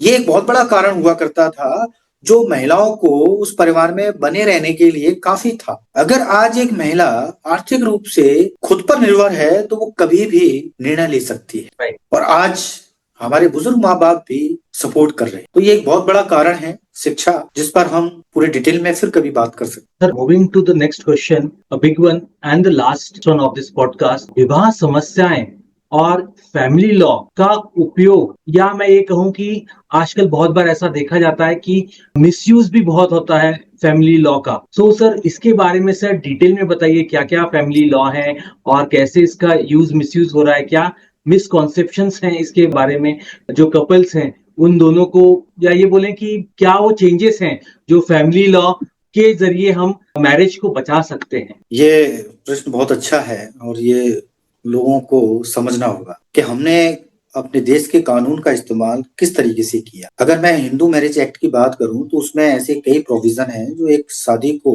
या तलाक जैसी स्थिति को बहाल कर सकते। तो हमारे देश में फैमिली लॉ का जो इस्तेमाल है उसके बारे में लोग पूरी तरह से जागरूक नहीं है और इसका कारण शायद ये हो सकता है कि इस बारे में किसी ने बात नहीं। जब भी पारिवारिक न्यायालय की बात आती है तो लोग अपनी इच्छाओं की पूर्ति के लिए न्यायालय जाते, जैसे कि अगर शादी में बच्चे हैं तो बच्चों की कस्टडी के लिए। राइट। अगर पत्नी आर्थिक रूप से पति पर निर्भर है तो अपने भरण पोषण के लिए न्यायालय जाती हैं। अगर इसके अलावा कोई मानसिक क्रूरता या शारीरिक क्रूरताएं होती हैं तो वे न्यायालय की शरण में जाती हैं। लेकिन बात यह आती है कि क्या सभी मामले ऐसे होते हैं जिसमें कि हमें अपने कानून का इस्तेमाल करना चाहिए या नहीं। Right right. तो अगर आप डॉक्टर के पास जाएंगे तो हो सकता है वो दवाई देगा, मेडिसिन देगा। तो जब आप किसी अधिवक्ता से मिलेंगे, वकील से सलाह लेंगे, तो वहां पर भी कुछ ऐसी ही चीजें होंगी। इस चीज को कंफर्म करने के लिए मैं हिंदू मैरिज एक्ट की कुछ धाराएं हैं उनका जिक्र करूं, जिसमें हिंदू मैरिज एक्ट की धारा 9 और 10। हिंदू मैरिज एक्ट की धारा 9 किसी विवाह की पुनः स्थापना की बात करती है। अगर दोनों ही पक्षकारों के बीच इतने मतभेद बढ़ गए हैं या कोई मेंटल हेल्थ इश्यूज हैं और उसके पास कोई विकल्प नहीं है, विकल्प से मतलब ना उसके माँ बाप उसकी कोई मदद कर पा रहे और ना ही पत्नी के माँ बाप कोई मदद कर, ये एक ऐसी स्थिति है जिसमें कि एक पति या पत्नी अपने आप को असहाय महसूस करते हैं। उसके पास ऐसा कोई एक्सपर्ट नहीं है, ये मैं पुरानी बात कर रहा हूँ, आज एक्सपर्ट है लेकिन मैं पुरानी बात कर रहा हूँ। और उसके आसपास कोई इंसान मौजूद नहीं है जो उसको उसकी शादी में आ रही समस्याओं के लिए उसकी मदद कर सके। तो ऐसी स्थिति में कोई पति या पत्नी हिंदू मैरिज एक्ट की धारा 9 के अकॉर्डिंग न्यायालय में एक आवेदन कर सकते कि मेरा विवाह ऐसा चल रहा है और मेरे पास कोई साधन मौजूद नहीं है जिससे कि मैं अपनी शादी को बचा पाऊं। लेकिन दुर्भाग्य से हमारे देश में हिंदू मैरिज एक्ट की धारा 9 का इस्तेमाल किन्हीं अन्य वजह से किया जाता है। जैसे कि अगर पत्नी को शादी में कोई समस्या है, उसके साथ कोई शारीरिक क्रूरता हो रही है या कोई मानसिक क्रूरता हो रही है या देश के लिए कोई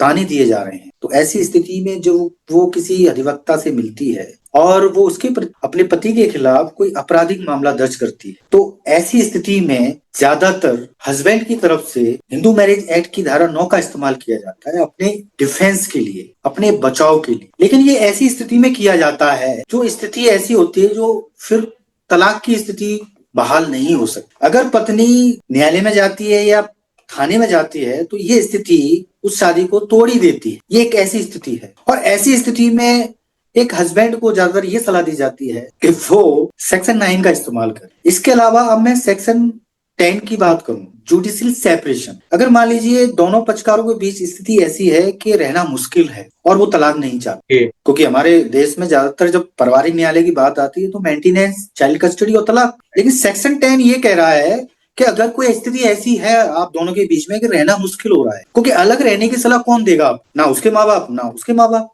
कभी कभी सेपरेशन तलाक जैसी स्थिति को बहाल करने के लिए बहुत शानदार काम करता है। एग्जाम्पल के साथ समय के लिए, अगर कुछ समय के लिए जहाँ तलाक जैसी स्थिति बनी हुई है, अगर पति पत्नी कुछ समय के लिए अलग रहे हैं तो ये एक सकारात्मक रूप से काम करता है। पहली चीज, समस्या नहीं बढ़ती, जैसी समस्या है वो वैसी ही रहती है। अगर कोई सेक्शन 10 का इस्तेमाल करे या ऐसे ही आउट ऑफ कोर्ट भी अगर वो सेपरेट होते हैं तो उन दोनों के बीच में समस्या जैसी थी वो वैसी ही रहेगी। पहली चीज, वायलेंस नहीं बढ़ेगा, दूर दूर रहेंगे, एक स्पेस मिलेगा, पिछले अनुभवों से रियलाइजेशन होगा, खुद को जानने का मौका मिलेगा, कौन कितना गलत है इतना जानने को मौका मिलेगा। तो सेपरेशन ज्यादातर तलाक जैसी स्थिति में कारगर होता है। लेकिन कभी कभी जब हम ऐसी सलाह देते हैं तो लोग इसको कभी कभी उल्टा मानते। लेकिन जब एक प्रॉपर सेशन होता है, इसमें हमारे कुछ आर्टिकल्स भी हैं ताकि हमने लोगों तक ये चीज पहुंचे कि कभी कभी अलग रहना भी जरूरी होता है अगर समस्याएं चल रही हैं। लेकिन ऐसी सलाह ज्यादातर लोग नहीं मानते। तो जुडिशियल सेपरेशन एक ऐसा प्रोविजन है जिसमें कि पति और पत्नी के राइट्स बने रहते हैं, शादी बनी हुई रहती है और दोनों को ही एक विकल्प मिलता है कि कुछ समय के लिए अलग रहा जाए। तो ऐसी स्थिति में पति या पत्नी न्यायालय में आवेदन कर सकते, लेकिन इसका इस्तेमाल मुझे नहीं लगता कि मुश्किल से 5% भी किया जाता। तो सेक्शन 10 और सेक्शन 9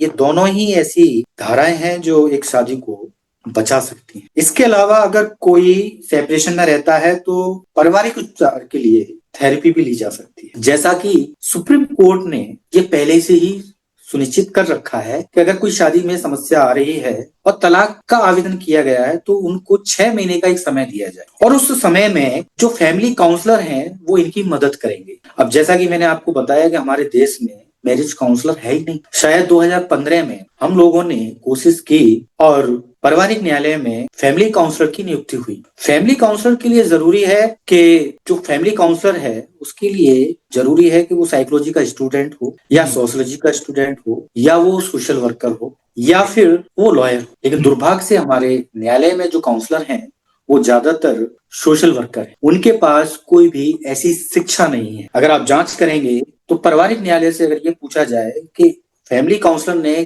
कितने मामलों में तलाक होने से बचाया तो उनके पास 0 आंकड़ा हो सकता है, 0। यहाँ पर एक कंट्राडिक्शन भी है, एक फैमिली काउंसलर की भूमिका और पारिवारिक न्यायालय में जो अधिकारी है उसी की भूमिका, राइट यहाँ एक कंट्राडिक्शन है। इसकी वजह से भी हमारे पारिवारिक न्यायालय में जो फैमिली काउंसलर हैं वो काम नहीं कर पा रहे। तो कहने का मतलब ये है कि भले ही सुप्रीम कोर्ट ने ये मैंडेटरी कर रखा है कि तलाक जैसी स्थिति में काउंसलिंग जरूरी है, लेकिन दुर्भाग्य से जो काउंसलर हैं वो शिक्षित नहीं हैं या फिर किसी राजनीतिक अप्रोच की वजह से वो वहां पर नियुक्त है, क्योंकि उनको इसमें एक अच्छी खासी मेहनताना भी मिलता है। तो इस वजह से हमारा जो फैमिली लॉ है या उसमें जो प्रोविजन है उनका सही इस्तेमाल नहीं हो रहा। और अगर हम मिसयूज की बात करें तो एनसीआरबी की रिपोर्ट या सुप्रीम कोर्ट की बात करें तो वो खुद ये कह रहा है कि 100 में से 80% मामले फॉल्स होते हैं। एनसीआरबी की रिपोर्ट ये कहती है कि 100 में से 15 से 20% मामलों में ही दोष सिद्धि हुई। तो एनसीआरबी थोड़ा उल्टा बोल रही है कि 20% मामलों में दोष सिद्धि हुई, मतलब 20% मामले जेन्युइन। सुप्रीम कोर्ट ये बोल रहा है कि 80% फॉल्स माने गए, फॉल्स थे, झूठे मुकदमे थे। तो 100 में से क्या रेशो निकला, 20 और 80 का। और जैसा कि मैंने आपसे साझा किया कि ज्यादातर जो मामले होते हैं वो किन्हीं इच्छाओं की पूर्ति के लिए होते हैं। अगर शादी मान लीजिए 6 या 1 साल में टूट रही है और उस शादी को होने में किसी बेटी के पिता ने 1 करोड़ खर्च किए हों, उसकी भरपाई कहां से होगी? हमारे देश में शादियां लाखों करोड़ों की होती हैं और शादी 6 महीने में टूट जाए तो वो 1 करोड़ रुपया जो शादी में खर्च हुआ है उसकी रिकवरी कैसे होगी? तो वहां पर क्रिमिनल लॉ जो हमारा है उसका इस्तेमाल किया जाता है, जिसमें आईपीसी की धारा 498 ये कहती है कि किसी पत्नी को दहेज की मांग के लिए कोई प्रताड़ना दी गई जिसमें शारीरिक और मानसिक। अगर कोई मामला झूठा भी होता है तो वहां पे भी यही स्थिति बनती है कि एक पक्षकार दबाव में आए और जो शादी में खर्चा हुआ है उस पर वो उसको वापस करे, क्योंकि बात नहीं बन पाती। मतभेद इतने पैदा हो चुके होते हैं कि उन दोनों के बीच में कोई समझौता हो ही नहीं पाता। तो ऐसी स्थिति में क्या किया जाए? तो वहां पर हमारे कानून का इस्तेमाल किया जाता है। अगर किसी शादी में 50 लाख या 1 करोड़ खर्च हुआ है और कोई सहमति नहीं बन रही, शादी टूट रही है, तो उसकी रिकवरी कैसे होगी? तो वहां कोई सहमति नहीं बन पाती और मजबूरन या जाने अनजाने या जानबूझ करके फिर हमें कानून का इस्तेमाल करना होता है और इससे एक दबाव बनता है, क्योंकि हमारे न्यायालय की जो प्रक्रिया है वो बहुत लंबी चलने वाली है और दोनों पक्षकारों को आगे बढ़ना होता है। तो कभी कोई स्थिति बनती है तो वो जो 80% मामले झूठे बोले गए हैं वो इसी दायरे में आते हैं। तो वो 80% मामलों में या तो कोई दबाव आ जाता है, सहमति बन जाती है तो वो वापस ले लिए जाते हैं या फिर वे वजह चल रहे। तो कानून का जो इस्तेमाल है वो कुछ इस तरीके से ही हो रहा है। अगर असल में कानून का इस्तेमाल हो तो वो कैसे होगा? कैसे होगा? क्योंकि 2 तरह की क्रूरताएं होती हैं, शारीरिक क्रूरता और मानसिक। शारीरिक क्रूरता को साबित किया जा सकता है, लेकिन मानसिक क्रूरता को वो तो कोई निशान भी नहीं छोड़ता। शारीरिक क्रूरता में मेडिकल रिपोर्ट काम करती है, लेकिन ज्यादातर जो पारिवारिक समस्याएं हैं, शादी में समस्याएं हैं, उसमें सबसे ज्यादा मानसिक क्रूरता है और इसको साबित करना बड़ा मुश्किल है। हमारी शिक्षा में भी मानसिक स्वास्थ्य को लेकर के कोई ज्यादा चीजें साझा नहीं हुई, ना हमारी शिक्षा में ऐसी चीजें हैं, तो इस पे अभी थोड़ा सा लैक ऑफ एजुकेशन है। हम इस चीजों पे भी काम कर रहे हैं। तो कहने का मतलब ये है कि हम कानून का इस्तेमाल उसके सही रूप में कर ही नहीं रहे। तो ऐसी स्थिति में एक कानून की समझ रखने वाला और मानव मनोविज्ञान की समझ रखने वाला कोई एक अच्छा मैरिज काउंसलर हो सकता, जिसने इस पर काम किया हो, बहुत नजदीक से काम किया हो, वो ही पारिवारिक समस्याओं को सुलझा सकता है। तो हमें ये करने का मौका मिला और हमने इसको बखूबी किया और ये जारी है और इसमें जो रिजल्ट्स हैं वो ज्यादातर 99% के हैं, क्योंकि तलाक की स्थिति तो बहाल हो जाती है। अगर शादी को 3 या 4 साल से ऊपर हुए हैं तो इंडिया के अंदर अभी अगर इस पर अच्छे से काम किया जाए तो तलाक की स्थिति को बहाल किया जा सकता है। लेकिन एक तरफ अगर मैं ये कहूं कि अगर किसी शादी को 7 साल हो चुके हैं तो दावे के साथ 90% ये समस्या बनी हुई है। तो देश के लिए चुनौती है कि उन 90% परिवारों को सही स्थिति में कैसे लाया जाए। ये विकसित भारत वाला जो एक ड्रीम है उसके लिए एक तलवार का काम कर रहा है। 90% परिवारों में पारिवारिक संघर्ष है और वो नहीं जानते कि इसके साथ कैसे डील करना है। 3 या 4 तरह की हमारी जो जनरेशन है उनमें बहुत ज्यादा कॉन्फ्लिक्ट। बुजुर्ग नहीं जानते कि बच्चों के साथ कैसे डील करना है। बुजुर्ग नहीं जानते कि वो अपने बेटे के साथ, जो कि अब 40 का है और वो 60 का है, तो उसके साथ कैसे डील करना। ये एक बहुत बड़ा कॉन्फ्लिक्ट है और नई शादियां जो हो रही हैं उधर उधर भी ऐसी चीजें हो रही हैं, क्योंकि उसका कारण एजुकेशन है, इक्वलिटी का जो राइट है वो है, तो वो शादियां जल्दी टूट रही हैं। ये बहुत ही चिंताजनक है। इसके अलावा जो शादी करने वाले हैं वो शादी करना नहीं चाहते, क्योंकि हमारे आसपास चीजें ऐसी हो रही हैं, तो जो शादी करने वाले हैं उनके साथ भी ऐसी स्थिति बनी हुई है कि वो शादी करना नहीं चाहते। तो शादी और परिवार को लेकर के अगर देखा जाए तो स्थिति अभी गंभीर है। अगर मैं इसके सुझावों की बात करूं तो मुझे लगता है कि उसके लिए हमें अलग से लोगों के सामने चीजों को रखना चाहिए, ताकि हम केवल उसके समाधान पे बात करें, क्योंकि कम शब्दों में लोग नहीं समझ पाएंगे। हमें उसकी जड़ों तक उसके समाधान की बात करेंगे। जैसे कि एक छोटा सा समाधान मैंने बताया कि जुडिशियल सेपरेशन या फिर आउट ऑफ कोर्ट सेपरेशन, एक दूसरे को स्पेस देना अगर शादी में समस्याएं चल रही हैं, और उसके बाद किसी एक्सपर्ट्स के साथ शामिल होना बिना किसी पूर्वाग्रहों के, जिससे कि उनकी जो शादी में समस्या आ रही हैं उनको वो स्पष्टता के साथ देख पाए और असल में जो समस्या है उससे जागरूक हो पाए। तो मैं अभी उन लोगों को यही सलाह दूंगा कि वो एक्सपर्ट से बात करें, हर किसी की सलाह ना लें, और जो वो प्रयास कर रहे हैं उनको बंद कर दें, क्योंकि उनके प्रयास या तो वो अपने करीबी रिश्तेदारों से बात कर रहे हैं, या अपने दोस्तों से बात कर रहे हैं, या सोशल मीडिया पे जो सलाह ले रहे हैं वो कर रहे हैं। और यही अभी एक सबसे बड़ी समस्या है कि लोगों की शादी में कोई सुधार नहीं हो रहा। वो किसी से सलाह मशवरा ना ले, वो सिर्फ एक्सपर्ट से ही सलाह मशवरा करें। तो पहली दृष्टया यही है कि जो वो प्रयास कर रहे हैं वो ना करें और किसी एक्सपर्ट से बात। सर मैं लास्ट सवाल लेना चाहूंगा, एक बार ई दिशा और आपकी ये पहल है इसके बारे में सर एक बार फिर से दर्शकों को बताइए, और आपके जो इतने साल का जो अनुभव है, बीइंग एक अनुभवी वकील, एक अनुभवी मनोवैज्ञानिक काउंसलर, सर इसके बारे में भी थोड़ा सा क्या क्या भूमिका रहती है, आगे क्या क्या सेशंस हैं, आगे क्या क्या प्लान है ई दिशा के, सर इसके बारे में थोड़ा सा प्लीज बताइए। देखिए, जब एक वकील अपने पेशे के हिसाब से उल्टा चलता है तो लोग उसे बेवकूफ कहते हैं। अगर मैंने इस चीज को अपने वकील साथियों के साथ साझा किया तो वो बोलते थे कि अपने पेट पे लात मार रहा है। इसके अलावा जब इस काम को बढ़ाने की बात आई कि हम परिवारों को, शादी को कैसे बचाएं, तो ये विचार पहले हमारे अंदर भी नहीं था, क्योंकि एक कोइंसिडेंट था कि मैं वकील था और मेरे पास ऐसे मामले आते, तो मैं भी नहीं जानता था कि मैं जो कर रहा हूँ वो कोई एक सॉल्यूशन है, काउंसलिंग प्रोग्राम है। मुझे लोगों ने, या फिर जब मैंने कभी एक बार सर्च किया तब मुझे पता चला कि जो मैं चीज कर रहा हूँ वो एक मैरिज काउंसलर करता है। इसी चीज को आगे बढ़ाते हुए हमने सोचा कि इसको और बढ़ाया जाए, लेकिन इसमें हमें अपने ही अधिवक्ता साथियों के साथ सपोर्ट नहीं मिला। और उस समय की अगर मैं बात करूं तो ना तो देश में कोई थेरेपिस्ट हुआ करते थे, ना मनोवैज्ञानिक हुआ। तो ऐसी स्थिति में हमारी जो एजुकेशन थी, क्योंकि मैं एक विधि का छात्र भी हूँ और मनोविज्ञान का, तो लोगों के व्यवहार को समझना आसान था और हमारे देश की स्थिति को समझना भी आसान था, क्योंकि लोग हमारे पास समस्याएं लेकर के आते हैं तो एक वकील को पता होता है कि देश के अंदर क्या समस्याएं चल रही हैं, और कहीं ना कहीं कानून का और मनोविज्ञान का एक गहरा ताल्लुक है। और इसी चीज को जानते हुए आज हम इस काम को एक बड़े स्तर पर करने की कोशिश कर रहे हैं। हमने विधि के छात्रों के साथ साथ मनोविज्ञान के छात्रों के साथ संपर्क करके उनको जोड़ने की कोशिश की, और हमारा जो 20 साल का अनुभव है जो उनके साथ हम साझा करते हैं उससे उनको हेल्प मिलती है, क्योंकि पिछले 20 या 30 साल का जो हमारे देश का मनोविज्ञान रहा उसका हमने एनालाइज किया, और वही चीज हम मनोविज्ञान के जो छात्र हैं उनके साथ साझा करते हैं, क्योंकि वो ही हमारी एक प्रॉपर वे में मदद कर सकते हैं। लेकिन मनोविज्ञान के जो छात्र हैं उन्होंने जो पढ़ा है वो पश्चिमी संस्कृति का पढ़ा है, यानी कि उन्होंने वेस्टर्न साइकोलॉजी को पढ़ा है। ओके। और अगर वो इंडियंस के साथ डील करेंगे तो फिर ये उनके काम के प्रति गलत होगा, वो इस काम के प्रति न्याय नहीं कर पाएंगे। जैसे कि कानून का इस्तेमाल कैसे किया जाए, तो ये भी एक न्याय नहीं है, हमने कानून का कैसे इस्तेमाल किया। तो अगर आज मनोविज्ञान के क्षेत्र में कोई तरक्की हो रही है या लोग इसको समझ पा रहे हैं, तो ये जानना भी जरूरी है कि जो मनोविज्ञान के छात्र हैं उन्होंने वेस्टर्न साइकोलॉजी को पढ़ा और वो इंडियंस के साथ डील कर। हमारे देश की स्थितियां अलग है, तो यहाँ पर पहले हमारी कोशिश आज ये है कि जो मनोविज्ञान के जो छात्र हैं वो इंडियन ह्यूमन साइकोलॉजी को समझें, उसकी जड़ों को समझें, इस देश की संस्कृति को समझें, क्योंकि इस देश की विभिन्नताएं बहुत ज्यादा हैं। यहाँ इतनी कम्युनिटीज हैं, इतने सारे धर्म हैं, तरह तरह की भाषाएं हैं, रिलीजियस हैं, बाकी की कंट्रीज में ऐसा नहीं है। एक इंडिया ही ऐसा देश है जहां पर इतनी सारी विभिन्नताएं हैं।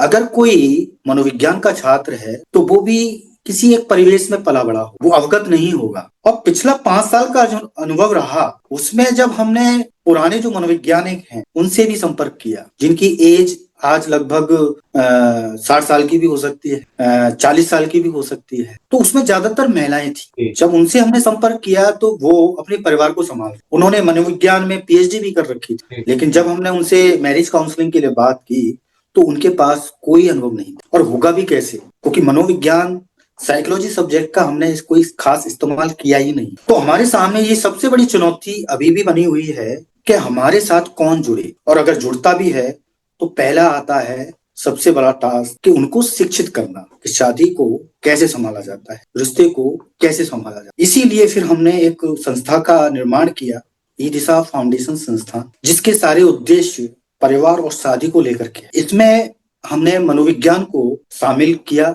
मनोविज्ञान से जो भी चीजें रिलेवेंट हैं, चाहे वो प्रोफेसर्स हैं, चाहे छात्र हैं, या जो भी सामग्री है, सबको शामिल किया। और इसके साथ साथ जिस चीज की कमी है उस पर उन लोगों के साथ संपर्क करने की और जुड़ने की कोशिश कर, जो अभी आधा अधूरा। यहाँ एक सबसे बड़ी समस्या ये आ रही है कि एक वकील अगर शादी को बचाने की बात कर रहा है तो हर कोई इसको पचा नहीं पा रहा कि ये ऐसा क्यों कर रहा है।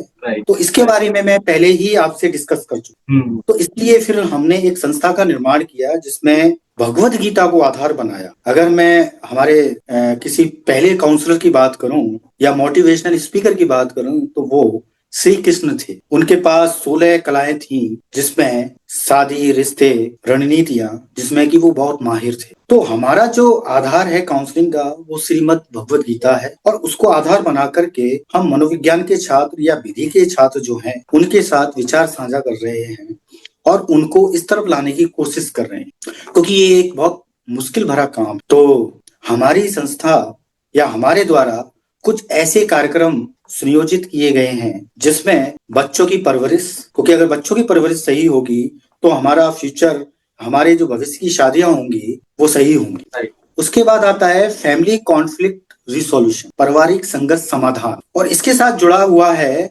वैकल्पिक समस्या समाधान। इन दोनों को साथ में लेकर के कुछ कार्यक्रम हमने बनाए, क्योंकि शादी में मेंटल हेल्थ इश्यूज के साथ साथ कुछ कॉन्फ्लिक्ट भी हैं जिनको रिजोल्व करना प्राथमिक रूप से जरूरी होता है। तो पारिवारिक संघर्ष समाधान हमारा एक सबसे प्रमुख कार्यक्रम है जिसे हम लोगों के सामने पहुंचाने की कोशिश कर रहे हैं। दुर्भाग्य से अभी हमें इतना सपोर्ट नहीं मिल रहा, ये एक सबसे बड़ा कारण। तो ऐसे कुछ कार्यक्रम हैं जिसमें कि मैंने आपको बताया बच्चों की परवरिश और मनोविज्ञान की शिक्षा, या हमारी जो सनातन संस्कृति है उसको लोग एक सही वे में समझें, क्योंकि सनातन संस्कृति एक जीवन शैली है, ऐसा हम मानते हैं। अगर हम उस शैली को अपनाते हैं तो हमारे आसपास छोटी मोटी समस्याएं ऐसे ही गायब हो सकती है। तो इन्हीं चीजों को लेकर के अभी जागरूकता का जो साधन है हम उसको उपलब्ध करा रहे हैं। पहले लोग जागरूक हों तब वो हमारे साथ जुड़ पाएंगे। तो अभी पिछले 5 साल से हमने काफी कोशिश की, लोग विवाह मार्गदर्शन के लिए लोग आ रहे हैं। इसमें हमारा सबसे जो प्रमुख कार्यक्रम है जिनके बारे में मैंने बात की है उसमें से एक कार्यक्रम और है जो शादी से पहले का है, जिसे हम प्री मैरिज काउंसलिंग प्रोग्राम के नाम से लोगों के सामने रख रहे हैं कि जब भी उन्हें शादी का डिसीजन लेना है तो पहले प्री मैरिज काउंसलिंग का हिस्सा बने, वो समझें कि एक जीवन साथी का चयन कैसे करना है। इसके अलावा खुद को जानना, अगर जैसे मैंने आपको बताया कि कुछ कंट्रीज ऐसी हैं जहां पर शादी एक से ज्यादा होती है और वहां ऐसा माना जाता है कि शादी का जो निर्णय है वो बहुत सोच समझ करके लेना चाहिए, क्योंकि वहां पर ऐसा माना जाता है कि अगर आपने ये निर्णय सही तरीके से नहीं लिया तो शादी एक गुनाह हो सकती है, क्योंकि शादी के बाद पूरा परिवार ही प्रभावित होता है। ऐसा नहीं है कि कोई एक प्रभावित होता हो, तो पूरा का पूरा परिवार ही प्रभावित होता है। तो हम लोगों के सामने प्री मैरिज काउंसलिंग का जो प्रोग्राम है ये सबसे महत्वपूर्ण मानते हैं, ताकि फ्यूचर की जो शादियां हैं वो अपने सही रूप में लोगों के सामने आए। इसमें बाधाएं आ रही हैं, सपोर्ट नहीं मिल रहा है, ये एक सबसे बड़ा कारण है। हो सकता है कि आपके माध्यम से लोग इन चीजों को समझेंगे और हमारा सहयोग करेंगे। सर, आपसे आज बात करके बहुत अच्छा लगा, और जैसे आपने टॉपिक बताया, यस, कैसे अपन जो है एक लॉयर की भूमिका होती है और कैसे सिर्फ लॉयर या मैं जब वकील की बात करूं, वकील की रोल्स एंड रिस्पॉन्सिबिलिटी, वो भूमिका जितनी सामान्य नागरिकों को दिखती है उससे बहुत ज्यादा है। उससे बहुत ज्यादा रिस्पॉन्सिबिलिटी है। और जो जो रिस्पॉन्सिबिलिटी आपने बताई, ये बहुत बार नॉर्मल लोगों को नहीं देख पाते, नहीं समझ पाते। सो जी अच्छा लगा डेप्थ में बात करके। बीइंग एन मनोवैज्ञानिक काउंसलर, बीइंग एन वकील, आपने जिस तरीके से उसको बताया और डिटेल में बताया कि क्या क्या एज एन वकील क्या क्या अनुभव करना पड़ता है, क्या क्या चीजों को संभालना पड़ता है। और it is not about just giving justice, या it is not just about कि एक पक्ष को प्रस्तुत करना है, बट दोनों पक्ष को साथ में कैसे लाया जा सकता है, इसके बारे में भी सोचना, विचार करना और उसको अमल करवाना दोनों पार्टियों से। ये आपने बहुत अच्छे तरीके से बताया। और आपने बाकी भी चीजें बताई जो सोचने पे मजबूर करती हैं। कैसे फैमिली लॉ की जब मैं बात करूं, कैसे मैं बाकी जो अपनी जो लॉ सिस्टम है, या ये मैं बोलूं कि कैसे अपने को और इंडिया को और मनोवैज्ञानिक काउंसलर की जरूरत है। सो इसके बारे में सर आपने बहुत अच्छे से डिटेल बताया। एंड मोस्ट इंपॉर्टेंट, मैं एक बार फिर से योगीराम के जितने भी व्यूअर्स है उनको बताना चाहूंगा, आज हम बात कर रहे थे पवन सर से, जो कि एक बहुत अनुभवी वकील और मनोवैज्ञानिक काउंसलर हैं।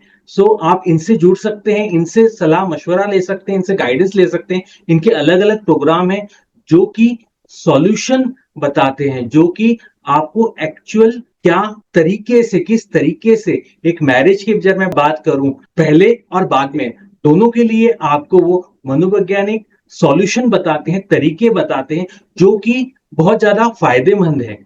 इंस्टेड ऑफ, जैसा सर ने बताया कि instead of getting into various medium जो शायद ऑथेंटिक या जो शायद सही सलाह न दे पाए बिकॉज ऑफ परिस्थिति, स्थिति या एक किसी पक्ष के कारण, बट सर का जैसा अनुभव है वो आपको बहुत अच्छे तरीके से कस्टमाइज, या ये बोलो कि आपके विशेषता, आपकी जो समस्या है, it can be into education, it can be into marriage, it can be into family की जब मैं बात करूं, इसके बारे में सर बहुत सारी हेल्प, गाइडेंस आपको दे सकते हैं। जैसा कि आप जानते हैं कि नीचे जो है सर से जुड़ने के लिए, सर से कांटेक्ट करने के लिए, गाइडेंस लेने के लिए नंबर है, वेबसाइट है और सोशल मीडिया हैंडल्स है। So you can connect with them. Sir एक बार मैं आपका फिर से योगीराम के जितने भी व्यूअर्स हैं उनके तरफ से आपका शुक्रिया अदा करना चाहूंगा। Really thank you very much for your precious time. एक बार आप और आए और हमें आपने बहुत सारी चीजें बताई। और यस, बीइंग ए लॉयर, बहुत सारी चीजें जो नॉर्मल लोगों को नहीं पता होती हैं कि और उनको क्या क्या काम करना पड़ता है, किन किन परिस्थितियों से जानना पड़ता है, इसके बारे में बताया सर बहुत अच्छा लगा पर्सनली मेरे को और मेरी टीम को भी। और मेरे ख्याल से जो भी ये वीडियो देखेंगे उनको भी बहुत अच्छा लगेगा और बहुत सारी इंफॉर्मेशन मिलेगी कि क्या क्या चीजें होती हैं है और क्या क्या चीजें करनी चाहिए as an individual also, being into a family, being into a lawyer profession also. Okay sir.